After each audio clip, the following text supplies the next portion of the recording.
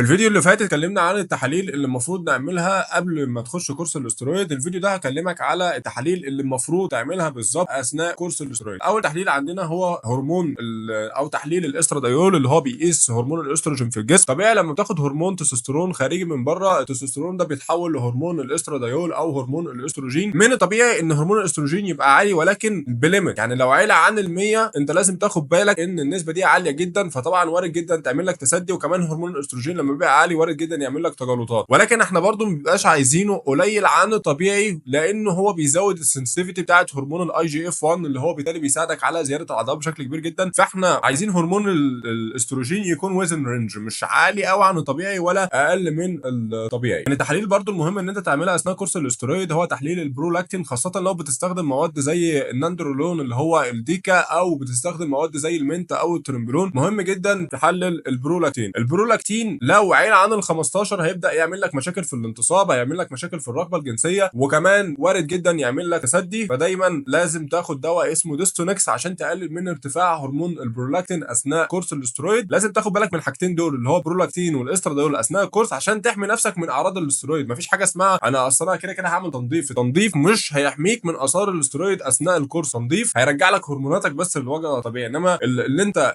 حصل لك ضرر بيه اثناء الكورس عمره ما بيتعالج.